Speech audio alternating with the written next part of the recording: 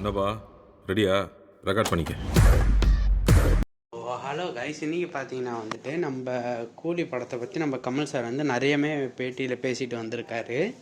So அந்த ஒரு சில இப்போ நம்ம கமல் சார் பார்த்தீங்கன்னா வந்துட்டு ஒரு ஒரு விஷயத்த வந்து ரொம்பவும் ஃபீல் பண்ணி வந்து பேசியிருக்காரு. அது என்ன அப்படின்னு பார்த்தீங்கன்னா, என்னோடய தகிலை படம் வந்து பயங்கரமாக போகும் அப்படின்னு நான் எதிர்பார்த்தேன். பட் அந்த படம் வந்து அந்த அளவுக்கு அமையலை எனக்கு அப்படின்னு தான் சொல்லியிருக்காரு. அண்ட் இந்த படத்தில் வந்து பயங்கரமான லாஸ் ஆகிடுச்சு என் ப்ரொடக்ஷனுக்கு.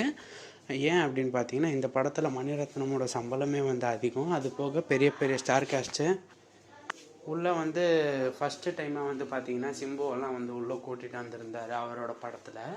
அண்ட் அது மட்டும் இல்லாமல் சிம்புக்குமே வந்து அந்த படத்தில் வந்து ஹை சேலரி கொடுத்துருந்தாங்க. ஸோ அதனாலவே வந்துட்டு கொஞ்சம் அதிகமாக அமௌண்ட் வந்து ஸ்பெண்ட் ஆயிடுச்சு அந்த படத்துக்கு அப்படின்னு சொல்லி நம்ம கமல் சார் வந்து வருத்தப்பட்டு இருந்தார். அந்த வருத்தப்பட்ட விஷயம் என்ன அப்படின்னு பார்த்தீங்கன்னா வந்துட்டு, நம்ம கமல் சாருக்கு கடைசியாக 400 கோடி அடித்த படம் வந்து பார்த்திங்கன்னா விக்ரம். அண்ட் அதுதான் வந்து அவருக்கு வந்து ஹையஸ்ட்டு கலெக்ஷன். ப்ளஸ் அது மட்டும் இல்லாமல் அதுதான் வந்து அந்த அவருக்கு ஒரு பிளாக் பஸ்டரான படம். அதுக்கடுத்து வந்து வேறு எந்த படமுமே வந்து அவருக்கு ஹிட் ஆகலை. ஸோ அடுத்து அவர் நடித்ததே தக்லைஃப் தான். அந்த படம் வந்து அந்த அளவுக்கு அமையலை. ஸோ இதுக்கப்புறம் அவர் என்ன சொல்ல போகிறாருன்னா, வினோத்தோட வந்து ஒரு படம் நடிக்கிறதா வந்து அவருக்கு இருந்துச்சு. பட் அந்த படமும் வந்து நடக்க முடியல இந்த லாஸ் காரணமாக.